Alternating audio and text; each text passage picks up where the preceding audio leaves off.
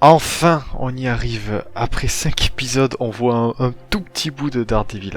Salut, c'est Kyotaro. Aujourd'hui, on se retrouve pour une toute nouvelle vidéo où on va parler de l'épisode 5 de She-Hulk.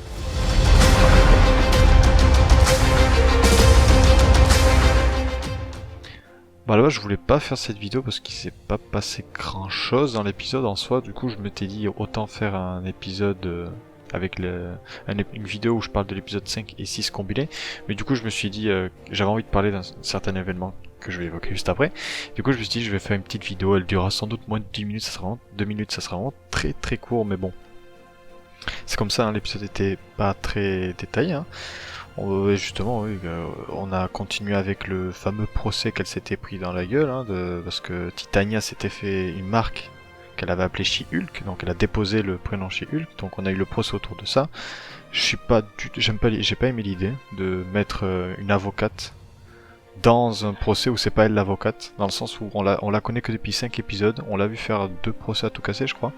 Et je trouve que c'est un procédé qu'on peut utiliser dans une série qui a déjà pas mal d'épisodes pour changer un peu. Mais là, il y avait que 6 épisodes. Donc, comme je disais dans la vidéo précédente, déjà je trouvais pas ça très intéressant de revenir sur un procès, hein. Je pensais qu'on aurait mieux des combats ou autre. Mais bon, c'est une série sur les procès, donc autant venir sur les procès. J'ai appris d'ailleurs que les scénaristes ne savaient pas écrire de... Ils l'ont dit apparemment qu'ils savaient pas écrire de séries sur les procès et autres, donc je trouvais ça un peu bizarre qu'ils reviennent sur du procès, mais enfin bon. Ça a été bâclé en un épisode, bon voilà, mais du coup il nous reste qu'un épisode où on verra normalement quelque chose de très intéressant, et oui, car l'épisode se finit, en gros, She-Hulk fait un costume de super-héros, et elle va chez un costumier. Et à la fin elle teste son costume, et on voit le costumier prendre une boîte, déposer cette boîte, et on apprend que dans cette boîte, il y avait un casque jaune avec des cornes qui ressemble fortement à un casque pour Daredevil. On l'aura, notre putain de Daredevil, enfin. Je pense qu'on l'aura à l'épisode 6, à mon avis ils vont le mettre tout à la fin. Je pense pas qu'il va se passer grand chose dans l'épisode 6.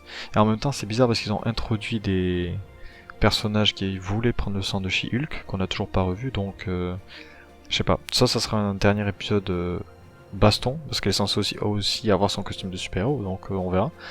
Mais on verra. Puis sinon, globalement, l'épisode, c'est l'un des épisodes que j'ai moins aimé, je pense. Il était vraiment pas terrible. C'est juste, pendant tout l'épisode, j'étais vraiment en état de... Je dormais, quoi, limite. Et à la fin, j'ai vu le masque de Daredevil, j'ai fait « Ah, c'est bon. Ils ont mon attention. » Puis j'ai remarqué que c'était la fin de l'épisode, j'ai fait « Ah. » La semaine prochaine, du coup, et c'est un peu dommage, mais bon. Encore une fois, c'est pas une série... je suis pas le public, je pense. Comme je disais dans les autres vidéos, je suis pas le public pour ce genre de série. Mais enfin bon, on verra le dernier épisode. Mais sur ce, j'espère que la vidéo vous aura plu, hein. Si c'est le cas, n'hésitez pas à mettre un like, hein. Ça me montre votre intérêt pour mes vidéos. Et aussi à mettre un commentaire pour donner votre avis, hein. Je les lirai avec beaucoup d'attention. Et surtout à vous abonner, c'est le plus important, et avec la petite El Famoso clochette. Et sur ce, on se dit à la prochaine pour une nouvelle vidéo. Tchuss!